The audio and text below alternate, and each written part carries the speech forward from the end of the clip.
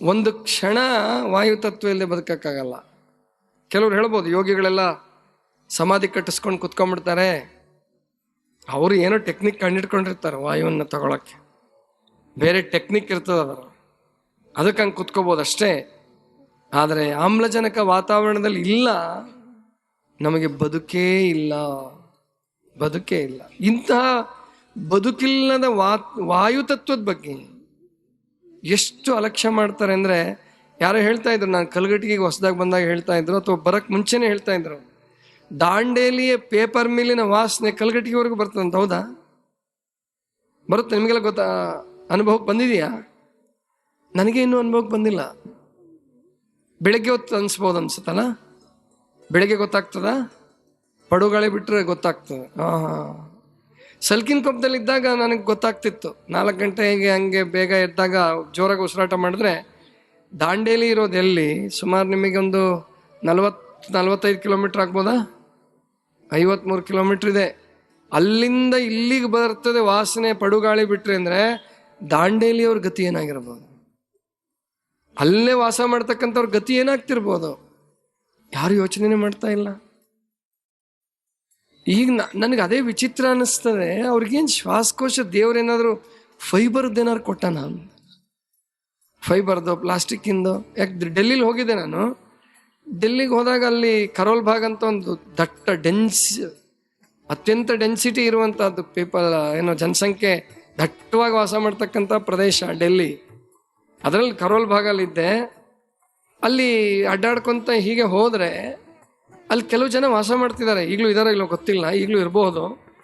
ಈ ಮೋರಿ ಗಟಾರಗಳ ಕಟ್ಟೆ ಇರ್ತಾವಲ್ಲ, ಗಟಾರಗಳ ಕಟ್ಟೆ ಮೇಲೆ ಅವ್ರ ಜೀವನ, ಎಷ್ಟೋ ಜನರ ಜೀವನ ಗಟಾರಗಳ ಕಟ್ಟೆ ಮೇಲೆ. ಅಲ್ಲೇ ಎಲ್ಲ ಸಂಸಾರನೂ ಅಲ್ಲೇ, ಹೆರಿಗೆನೂ ಅಲ್ಲೇ, ಎಲ್ಲದೂ ಅಲ್ಲೇ. ಅಲ್ಲೇ ಒಂದು ಪರದೆ ಕಟ್ಕೊಂಡು ಎಲ್ಲ ಹೆರಿಗೆ ಮಾಡಿಸ್ಬಿಡ್ತಾರಂತೆ. ನನಗನ್ನಿಸ್ತು, ನಾವೇನಾದರೂ ಒಂದು 10-15 ನಿಮಿಷ ಅಲ್ಲಿದ್ದರೆ ನಮಗೆ ಜೀವನನೇ ಬೇಡ ಅನ್ನಿಸ್ಬಿಡುತ್ತೆ, ಅಷ್ಟು ಕೆಟ್ಟ ವಾಸನೆ. ಅಲ್ಲೇ ಪರೋಟ ಬೇಯಿಸ್ತಿರ್ತಾರೆ, ಅಲ್ಲೇ ಪಲ್ಯ ಮಾಡ್ತಿರ್ತಾರೆ, ಅಲ್ಲೇ ಮಕ್ಕಳು ಆಡ್ತಿರ್ತಾರೆ. ನನಗನ್ಸುತ್ತೆ, ಪರಮಾತ್ಮ ಎಂಥ ವಿಚಿತ್ರ ಸೃಷ್ಟಿ ನಿಂದು. ನಮಗೆಲ್ಲ ಆಮೇಲೆ ಅವ್ರು ಎಷ್ಟು ಖುಷಿಯಾಗಿರ್ತಾರೆ ಅಂದರೆ, ನಮಗಿಂತಲೂ ಹೆಚ್ಚು ಖುಷಿ ಇರ್ತಾರೋ. ಯಾವುದ್ರ ಚಿಂತೆ ಇಲ್ಲ ಅವರಿಗೆ, ಮನೆ ಚಿಂತೆ ಇಲ್ಲ, ಟ್ಯಾಕ್ಸ್ ಕಟ್ಬೇಕಂತಿಲ್ಲ, 500,000 ಚಿಂತೆ ಇಲ್ಲ, ಏನಿಲ್ಲ, ಏನು ಚಿಂತೆ ಇಲ್ಲ ಅವ್ರಿಗೆ. ಅಷ್ಟು ಆನಂದವಾಗಿ ಬದುಕ್ತಾರೆ ಅವರು. ಅಂದರೆ ಅದು ಹೊಂದ್ಕೊಂಡ್ಬಿಡ್ತಾನೆ ಕಾಣುತ್ತೆ ಮನುಷ್ಯ.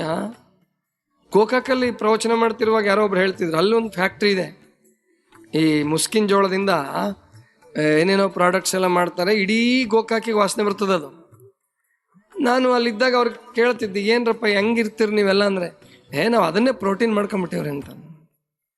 ನಾನು ಪ್ರೋಟೀನ್ ಅನ್ಕೊಂಬಿಟ್ಟಿದ್ದೀವಿ, ನಮಗೇನು ಆಗಲ್ಲ.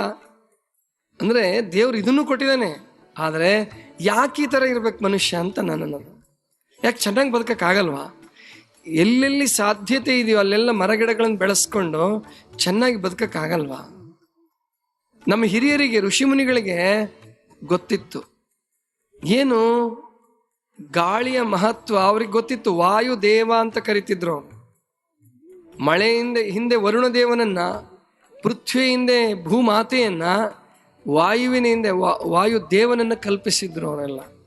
ಆಕಾಶವೇ ಅವರಿಗೆ ಸ್ವರ್ಗ ಆಗಿತ್ತು.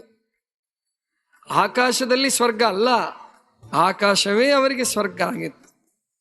ಅಂದರೆ ಅದರ ಮಹತ್ವ, ಪಂಚಭೂತಗಳ ಮಹತ್ವ ನಮ್ಮ ಋಷಿಮುನಿಗಳಿಗೆ ಬಹಳ ಚೆನ್ನಾಗಿ ಗೊತ್ತಿತ್ತು.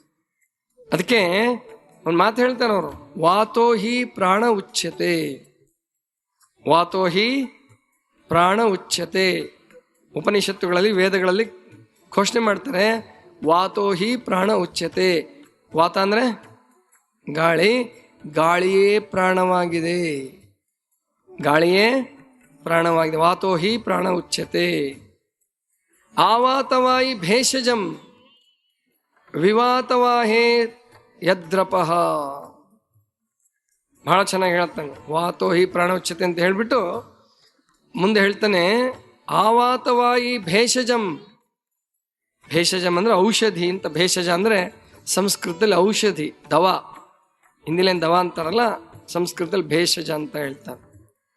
ಆವಾತವಾಯಿ ಭೇಷಜಂ ವಿವಾತವಾಹಿ ಯದ್ರಪಃ ಅಂದ್ರೆ ನಮ್ಮ ಮೂಗಿನ ಒಳಗಡೆ ಬರ್ತಕ್ಕಂಥದ್ದು, ಹೊರಗಡೆಯಿಂದ ಬರ್ತಕ್ಕಂಥ ಗಾಳಿ ಔಷಧಿಯಾಗಿದೆ.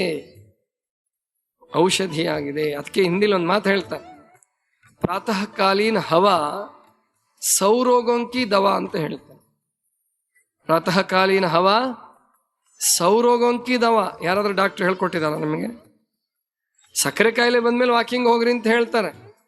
ಆದರೆ ನಿಜವಾಗಿ ಬೆಳಿಗ್ಗೆ ಉಸಿರಾಡ್ತಕ್ಕಂಥದ್ದು ಇದೆಯಲ್ಲ, ಅದು ನೂರಾರು ರೋಗಗಳಿಗೆ ಔಷಧಿಯಾಗಿ ಕೆಲಸ ಮಾಡುತ್ತೆ. ಪ್ರಾತಃ ಕಾಲೀನ ಹವಾ ಸೌರೋಗೋಂಕಿ ದವಾ. ಹೆಣ್ಮಕ್ಳಲ್ಲಿ ಒಂದು ಬಹಳ ದೊಡ್ಡ ಸಮಸ್ಯೆ ಬರ್ತದೆ, ರಕ್ತಹೀನತೆ. ಹೆಮೋಗ್ಲೋಬಿನ್ ಕಡಿಮೆ ಆಗಿದೆ, HB ಕಡಿಮೆ ಆಗಿದೆ ಅಂತ ಕೇಳ್ತಿರ್ತೀರಿ ನೀವು. ಏನಕ್ಕೆ ಕಡಿಮೆ ಆಗ್ತದೆ? ಅದು ಸರಿಯಾಗಿ ಆಮ್ಲಜನಕವನ್ನು ತೆಗೆದುಕೊಳ್ಳದೆ ಇರೋದ್ರಿಂದ. ನೋಡಿದ್ರೆ 70 kg 80 kg ಇರ್ತಾರೆ, ದಪ್ಪನೇ ಇರ್ತಾರೆ, ಆದ್ರೆ ಎನಿಮಿಕ್ ಅಂತ ಹೇಳ್ತಿರ್ತಾರೆ, ರಕ್ತಹೀನತೆಯಿಂದ ಬಳಲ್ತಿರ್ತಾರೆ. ಏನಕ್ಕೆ ಹಂಗಾಗತ್ತಪ್ಪ ಅಂತಂದ್ರೆ ಕಾರಣ ಅವರಲ್ಲಿ ಆಮ್ಲಜನಕದ ಕೊರತೆ ಆಗ್ತದೆ. ಬೆಳಗ್ಗೆ ಬೇಗ ಎದ್ದೇಳ್ಸಕ್ಕೆ ಶುರು ಮಾಡಿಸಿದ್ಮೇಲೆ, ಪ್ರಾಣಾಯಾಮ ಯೋಗಕ್ಕೆ ಬಂದ್ಮೇಲೆ, ಉಪವಾಸ ಮಾಡಿಸಿದ್ಮೇಲೆ 2 ಪಾಯಿಂಟ್ 3 ಪಾಯಿಂಟ್ ಜಾಸ್ತಿ ಆಗ್ಬಿಟ್ಟಿರ್ತದೆ. ಆದ್ರಿಂದ ನಾವಿಲ್ಲಿ ತಿಳ್ಕೋಬೇಕು, ಬೆಳಗ್ಗೆ ಉಸಿರಾಟ ಮಾಡೋದನ್ನ ಮಕ್ಳಿಗೆ ಚೆನ್ನಾಗಿ ಹೇಳ್ಕೊಡ್ಬೇಕು. ಎಷ್ಟೋ ಜನ ಮಕ್ಳಿಗೆ ಉಸಿರಾಡೋದೇ ಗೊತ್ತಿಲ್ಲ, ಬಾಯಲ್ಲಿ ಉಸಿರಾಡ್ತಿರ್ತಾವ, ಹೌದಲ್ವಾ? ಯಾಕೆ ಬಾಯಲ್ಲಿ ಉಸಿರಾಡ್ತಿರ್ತವೆ? ಅವು ಗೊತ್ತಿಲ್ಲ. ಮೂಗಲ್ಲಿ ಉಸಿರಾಟ ಮಾಡಿದ್ರೆ ಚೆನ್ನಾಗಿ ಒಳ್ಳೆ ಗಾಳಿ ಹೋಗುತ್ತೆ ಅಂತ ಗೊತ್ತಿಲ್ಲ. ಮತ್ತೆ ಮೂಗಲ್ಲಿ ಉಸಿರಾಟ ಮಾಡಕ್ ಜಾಗೂ ಇಲ್ಲ ಅವ್ರ ಹತ್ರ. ಕೆಲವು ಮಕ್ಳು ಮೂಗು ತುಂಬ ಬರೀ ಕಫ ತುಂಬ್ಕೊಂಡ್ಬಿಟ್ಟಿರ್ತದೆ, ಮಾತಾಡೋದ್ರಲ್ಲೆಲ್ಲ ಕಫ ವ್ಯಕ್ತ ಆಗ್ತಿರ್ತದೆ. ಕಾರಣ ಏನಪ್ಪಾ ಅಂತಂದ್ರೆ ಬರೀ ಬೇಕ್ರಿ ಐಟಮ್ಸು, ಜಂಕ್ ಫುಡ್. ಹೌದಲ್ರವ ತಾಯಂದ್ರೆ? ಮೈದಾ ಹಿಟ್ಟಿನ ಪದಾರ್ಥಗಳು. ಮೈದಾ ಹಿಟ್ಟು ಬಹಳ ಖುಷಿ ಅಲ್ಲ ನಿಮಗೆ? ಮೈದಾ ಹಿಟ್ಟು ಬಗ್ಗೆ ಕೇಳಿದರೆ ಬಹಳ ಸಂತೋಷ ಆಗ್ತದೆ. ಮೈದಾ ಹಿಟ್ಟು ಬಹಳ ಕೆಟ್ಟದ್ದು ಮನುಷ್ಯನಿಗೆ, ಬಿಳಿ ವಿಷ ಅಂತ ಕರೀತಾರೆ ಅದಕ್ಕೆ. ಅದನ್ನ ನೀವು ಮಕ್ಕಳಿಗೆ ಹೆಚ್ಚೆಚ್ಚು ತಿನ್ನಿಸಿದ್ರೆ ಏನಾಗುತ್ತೆ? ತಮಾಷೆಗೆ ಹೇಳ್ಬಿಡ್ತೀನಿ, ಈ ಮೈದಾ ಹಿಟ್ಟನ್ನ ನೀವು ಇನ್ನೊಂದು ಕಡೆ ಬಳಸ್ತೀರಿ ಗೊತ್ತಾ? ಏನ ಫಂಕ್ಷನ್ಸ್ ಇದ್ರೆ, ಕಲರ್ ಪೇಪರ್ ಅಂಟಿಸೋದಿದ್ರೆ, ಪೋಸ್ಟರ್ಸ್ ಅಂಟಿಸೋದಿದ್ರೆ, ಏನಂತ ಗಮ್ ತಯಾರು ಮಾಡ್ತಿರಲ್ಲ, ಸರಿ ಅಂತಿರಲ್ಲ. ಸರಿ ತಯಾರು ಮಾಡೋದು ಯಾವ್ದ್ರಲ್ಲಿ?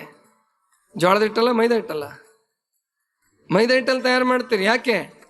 ಒಂದ್ಸಾರಿ ಅಂಟಿಸಿದ್ರೆ ಕಾರ್ಯಕ್ರಮ ಮುಗಿದ್ರು ಅದ್ರ ಅಂಟು ಬಿಟ್ರಂಗಿಲ್ಲ, ಹೌದಾ? ಕೆಳಗಡೆ ಭಾಗ ಎಲ್ಲ ಹರಿದೋಗಿರುತ್ತೆ ಬಣ್ಣದ ಪೇಪರ್ದು, ಆದ್ರೆ ಮೇಲ್ಗಡೆ ಭಾಗ ಬಿಟ್ರಂಗಿಲ್ಲ, ಅಷ್ಟು ಗಟ್ಟಿಯಾಗಿ ಹಿಡಿಯುತ್ತದೆ ಅದು. ಅಂತ ಮೈದಾ ಹಿಟ್ಟಿನಲ್ಲಿ ತಯಾರು ಮಾಡಿದ ಮಕ್ಕಳಿಗೆ ತಿನ್ನಿಸ್ಬಿಟ್ರೆ ಹೋಗುವಾಗ ಫಾಸ್ಟ್ ಫುಡ್. ಅರ್ಥ ಆಯ್ತಾ? ಮುಂದಿನ ಗೊತ್ತಾಯ್ತಲ್ವಾ? ಹೋಗುವಾಗ ಫಾಸ್ಟ್ ಫುಡ್, ಬರುವಾಗ ಡೆಡ್ ಸ್ಲೋ. ಗೊತ್ತಾಯ್ತಾ? ಆದ್ರಿಂದ ಮೈದಾ ಹಿಟ್ಟಿನ ಪದಾರ್ಥಗಳನ್ನು ತಿನ್ನಿಸ್ಬಾರ್ದು, ಕಫ ಜಾಸ್ತಿ ಆಗ್ತದೆ, ಅದೇ ಉಸಿರಾಟಕ್ಕೆ ತೊಂದರೆ ಕೊಡ್ತದೆ. ಅದಕ್ಕೆ ಮಕ್ಕಳು ಯಾಕೆ ಚುರುಕಾಗಿರಲ್ಲ? ಬುದ್ಧಿವಂತರಿರ್ತಾರೆ, ಆದ್ರೆ ಅವ್ರಿಗೆ ಖುಷಿ ಇರಲ್ಲ, ಜೀವನದಲ್ಲಿ ಖುಷಿ ಇರಲ್ಲ, ಚುರುಕಿರಲ್ಲ.